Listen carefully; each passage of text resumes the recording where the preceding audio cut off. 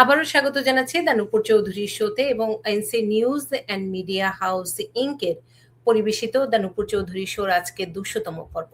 আমরা কথা বলছি অ্যাটর্নি খায়রুল বাশারের সাথে এবং নতুন নতুন আপডেট পলিসি এবং যে প্রশ্নগুলো আছে সেগুলোর উত্তর দেওয়ার চেষ্টা করছি।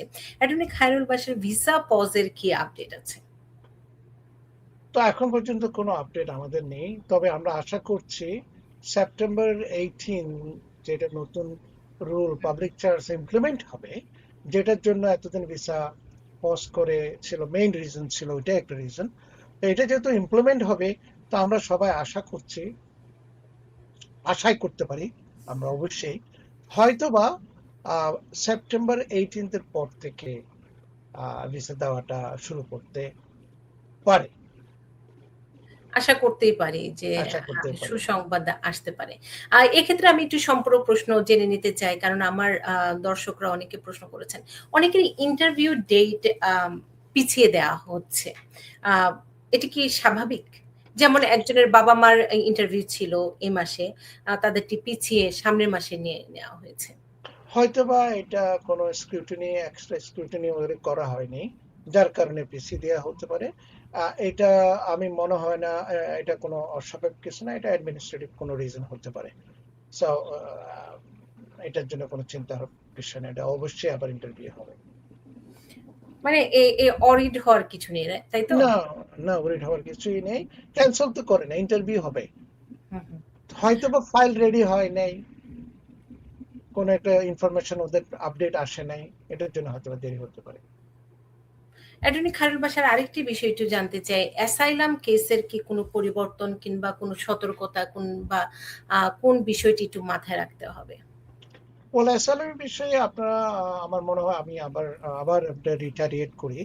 জুলাই 28 থেকে যে ডিএসএস এর যে পলিসি আসছে, যারা পেন্ডিং অ্যাফার্মেটিভ অ্যাসাইলাম অফিসে আছে পেন্ডিং অবস্থায়, যারা 1 বছরের মধ্যে ফাইল করে নাই, এই কেসগুলো এখন সরাসরি কোর্টে রেফার করছে, ফার্স্ট ক্রাইটেরিয়া।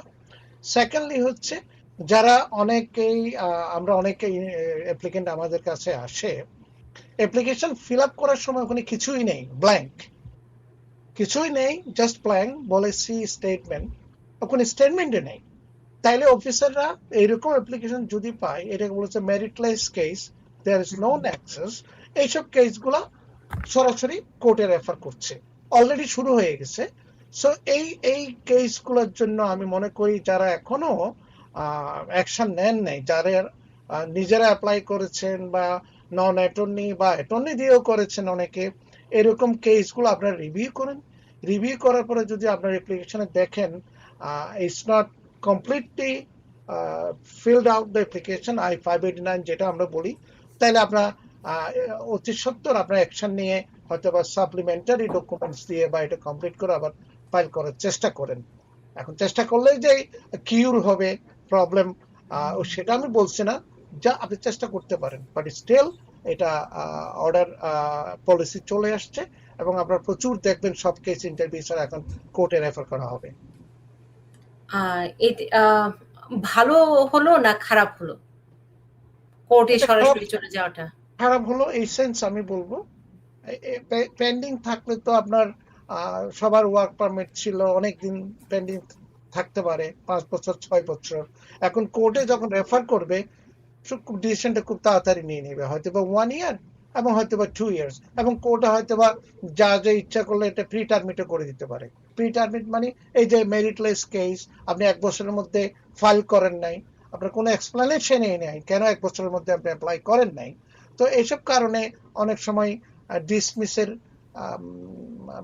মানে বাতিল করার সংখ্যা বেড়ে যাবে।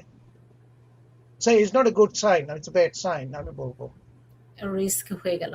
আমাদের আরো বেশ কয়েকটি প্রশ্ন আছে, সে প্রশ্নগুলোর একটু আমি উত্তর আপনার কাছ থেকে নিতে চাই। আপনি বলেছিলেন যে ইমিগ্রেশন ভিসার ক্ষেত্রে যেহেতু বন্ডের ব্যবস্থার ঘোষণা এসেছে, তাহলে ভিসা পজ কেন দিয়ে রেখেছে, এটি তো তাহলে ঠিক নয়। আপনি এটি নিয়ে আমি একটু আপনার কাছে সামগ্রিকভাবে একটু জানতে চাই। ওয়েল, ঠিক নয় সেটা আমরা বলতেই পারি, but immigrant visa, according to US government, ওরা বলছে immigrant visa is not a right, is a privilege. আপনাকে দেওয়া হচ্ছে, এটা একটা প্রিভিলেজ বলতে পারি, রাইট না, আপনার অধিকার না। আমার অধিকার নাই, তুমি ভিসা দিচ্ছ না কেন, এটা আপনার এরকম কোনো অধিকার নাই। তো সুতরাং যে জন্য পজটা করা হয়েছে এটা হচ্ছে ডেটা ইমিগ্রেন্টরা পাবলিক চার্জ নিয়েছিল 54%।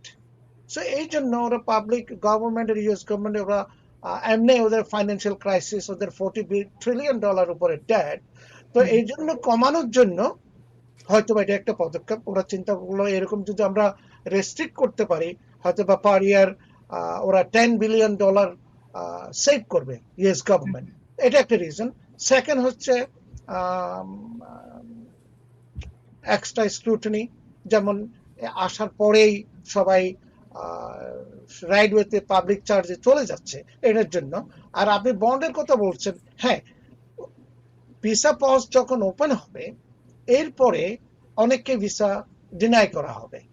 তো যাদের ডিনাই হবে সেকশন 212A4 পাবলিক চার্জের জন্য, কিন্তু তাদের আবার একটা অপশন দিবে অফিসাররা, যদি কনসুলার অফিস যদি মনে করে ওকে ইফ ইউ ওয়ান্ট তুমি বন্ড দিতে পারো, বন্ড দিলে আমরা তোমাকে ভিসা দিব। এখন বন্ডের পরিমাণটা গভর্নমেন্ট ওরাই ডিসাইড করবে। ইট may be $1,000 and highest up to $250,000। এটা ওদের একটা আরবিট্রারি নাম্বার আর কি, এর মধ্যে হবে। এখন বন্ডগুলো আপনাকে ইউএস গভর্নমেন্ট যখন এখানে আসার পরে আপনি কোনো পাবলিক চার্জ নেবেন না, যখন আপনি সিটিজেন হবেন ওই বন্ডটা আপনাকে ওরা রিফান্ড দিবে। বন্ড আপনাকে দিতে হবে এরকম না, আপনি এখানে আপনার কোনো যদি রিলেটিভ থাকে ইউনাইটেড স্টেটস ভিতর আমেরিকায়, তারাও দিতে পারে, এই থার্ড পার্টিও বন্ড দিতে পারবে। সুতরাং বন্ডেরটা এই জন্য ওরা ইমপ্লিমেন্ট করতে চাচ্ছে ইউএস গভর্নমেন্ট।